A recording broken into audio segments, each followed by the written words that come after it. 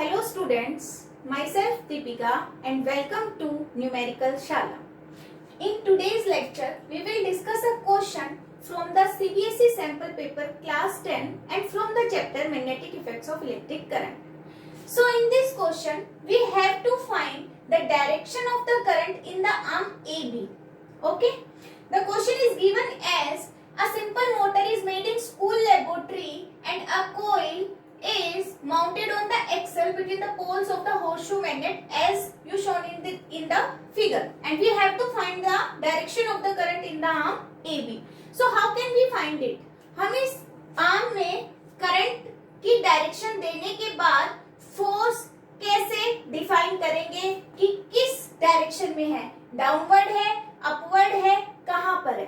तो ये फोर्स निकालने के लिए हमें सबसे पहले ये पता होना चाहिए कि जो फोर्स होती है वो किन किन फैक्टर्स पे डिपेंड करती है। तो फोर्स हमारी डिपेंड करती है F is equal to BIL sine theta. आप इसको ऐसे भी याद रख सकते हो, BIL sine theta. F is equal to BIL sine theta. ठीक है, F क्या है यहाँ पे? फोर्स, जो हमें यहाँ डिटरमाइन करनी है AB आर्म में।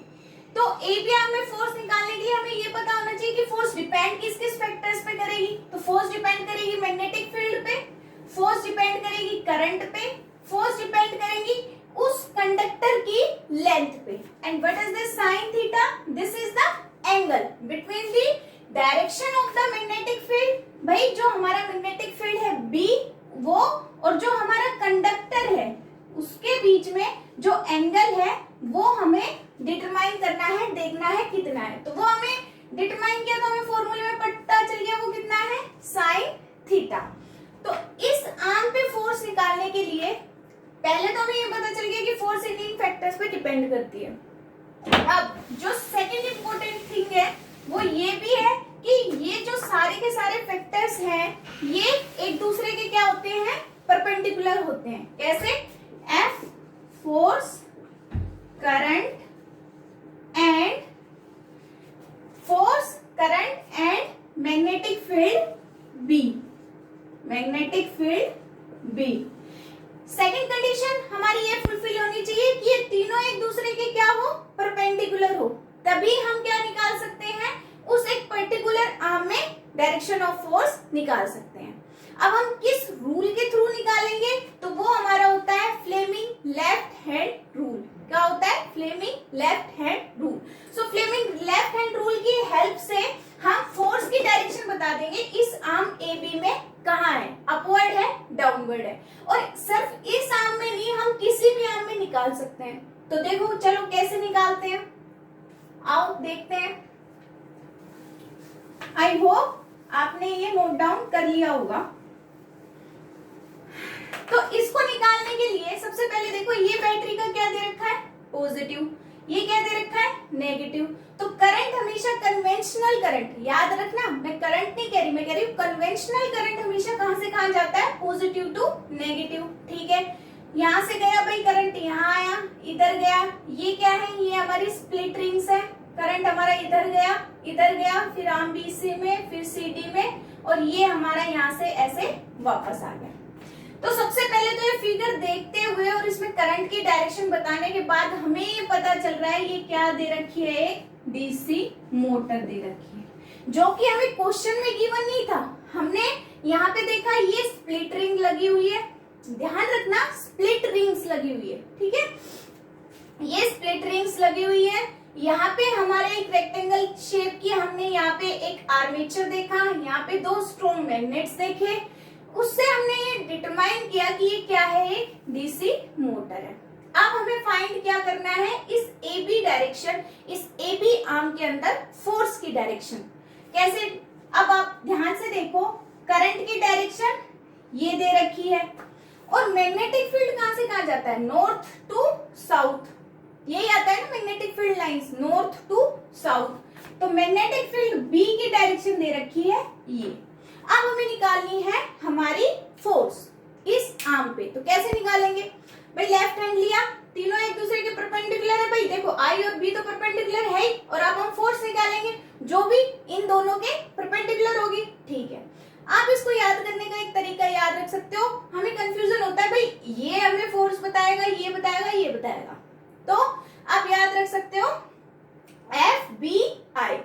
CBI सबको याद रहता है, CBI वर्ड से आप फेमिलियर हो, इससे भी फेमिलियर हो जाओ। C की जगह सिर्फ क्या याद करना है, FBI।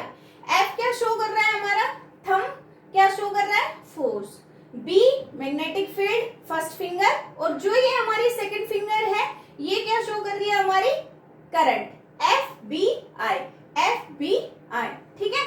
अब चलो इसको इसकी डायरेक्शन में रखते हैं। देखो अब ये B है तो B हमने ऐसे रख लिया, I हमारा यूं जा रहा है, ठीक है, I हमारा यूं जा रहा है। अब आप अगर ध्यान से देखोगे तो ये अंगूठा कहाँ जा रहा है, डाउनवर्ड की तरफ जा रहा है। अंगूठा हमारा कहाँ जा रहा है, डाउनवर्ड की तरफ जा रहा है। इट मीन्स दैट इस आर्म में जो फोर्स लगेगी वो कहाँ जाएगी, डाउनवर्ड फोर्स। AB में फोर्स कहाँ लग गई, डाउनवर्ड। कहाँ लग गई, डाउनवर्ड। चलो BC में निकालते हैं। जरूरी थोड़ी है आपको सिर्फ AB में ही पूछेगा, वो तो किसी भी आर्म में पूछ सकता है, तो आपको बेसिक पता होना चाहिए कैसे निकालते हैं। BC में निकालने के लिए वापस से यहाँ पे ये सारी चीजें लिखो। ये मैग्नेटिक फील्ड और यही डायरेक्शन किसकी है, करंट की। ध्यान से देखो भाई, मैग्नेटिक फील्ड के साथ भाई magnetic field line of north to south जाएगी ना, तो यही डायरेक्शन तो B की है और यही डायरेक्शन करंट की है। तो अब देखना ध्यान से, क्या इन दोनों के बीच में परपेंडिकुलर वाला रिलेशन है, तो भाई हमें यहां से दिख रहा है परपेंडिकुलर वाला रिलेशन नहीं है। These both are parallel, it means that इस पे कोई भी फोर्स नहीं लग सकती, नो फोर्स अप्लाइड। चलो आ जाओ CD पे देखते हैं। CD पे देखने के लिए वही काम करो, सबसे पहले डायरेक्शन ऑफ करंट देखो, डायरेक्शन ऑफ मैग्नेटिक फील्ड देखो।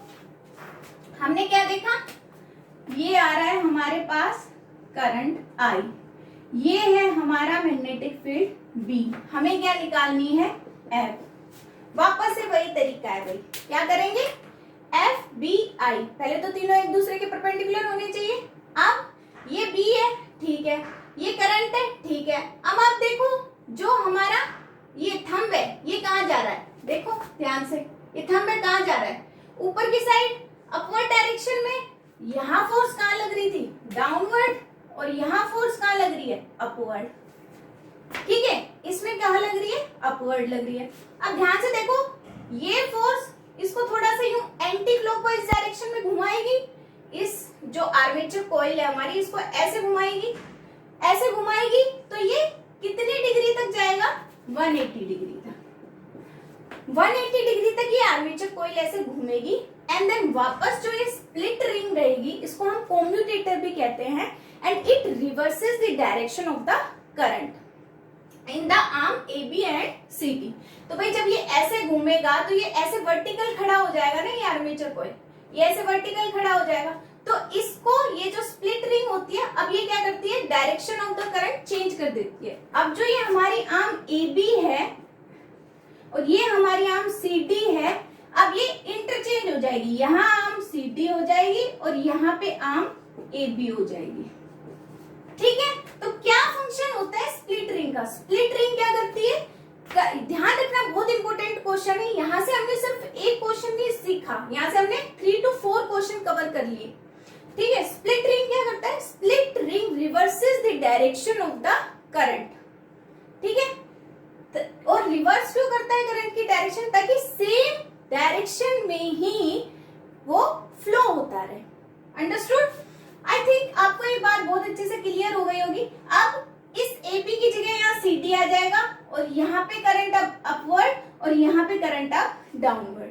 तो वैसे ही हम फोर्स की डायरेक्शन निकाल लेंगे, कोई इशू नहीं है, हो जाएगा ये, ठीक है भाई। अब इसमें मैंने एक क्वेश्चन और लिख दिया ताकि हम एक चीज से सारी इस कंसेप्ट से रिलेटेड सारी चीजें क्लियर कर सकें। क्वेश्चन है, why is the direction of current in an electric motor reversed every half round. भाई इलेक्ट्रिक मोटर के अंदर करंट की डायरेक्शन रिवर्स क्यों होती है और कौन करता है? भाई रिवर्स होती है ड्यू टू स्प्लिट रिंग और कम्यूटेटर।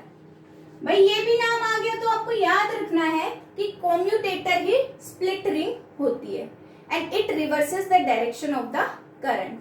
ठीक है, अब ये जो डीसी मोटर होती है ये करती क्या है, इसका वर्क क्या होता है, हमने इतनी सब पढ़ लिया तो हमें ये भी पता होना चाहिए। तो ये क्या करती है, यहाँ से देखो इसने बैटरी से करंट उठाया, इट मीन्स ये जो हमारी इलेक्ट्रिक एनर्जी है उसको किस में कन्वर्ट कर रही है, हमारे मैकेनिकल एनर्जी में। भाई हमारा जो फैन होता है, जो इलेक्ट्रिक कार्स होती हैं, ग्राइंडर्स होते हैं, ये सब क्या करते हैं, इलेक्ट्रिसिटी लेके और कुछ मैकेनिकल वर्क करते हैं। ठीक है, किस प्रिंसिपल पे ये बेस्ड होती है इलेक्ट्रिक मोटर? सेकंड, अगर हमसे यहाँ प्रिंसिपल पूछ लिया जाए तो क्या होगा, अभी अभी बताया था, when the current flowing in a certain direction and magnetic field is applied perpendicular to it, then a force will act on it and which is also perpendicular to both of these. ठीक है, this is the principle. Working मैंने अभी आपको समझा ही दी है कि भाई जब हमारी आर्म AB में करंट इस डायरेक्शन में जाएगा तो फोर्स कहाँ लगेगी, डाउनवर्ड लगेगी, CD में जाएगा तो फोर्स अपवर्ड लगेगी। तो ये क्या होगा, आधा इसको घुमा देगा, आधा 180 डिग्री तक जाने के बाद स्प्लिट रिंग क्या हो जाएगी, इंटरचेंज हो जाएगी, यहाँ CD आ जाएगा, यहाँ AB आ जाएगा और इसी तरीके से ये वर्क करेगा। ठीक है, आई होप आपको ये चीजें क्लियर हुई होंगी। अगर फिर भी क्लियर नहीं हुई है और आप इसके एक डिटेल्ड वीडियो चाहते हैं कि भाई डीसी मोटर की एक डिटेल्ड वीडियो बनाओ जिसमें आप अच्छे से पूरा वर्किंग और वो सब करो, तो आप मुझे कमेंट में लिखिए, फिर हम इसकी डिटेल्ड वीडियो भी करा देंगे। Thank you so much.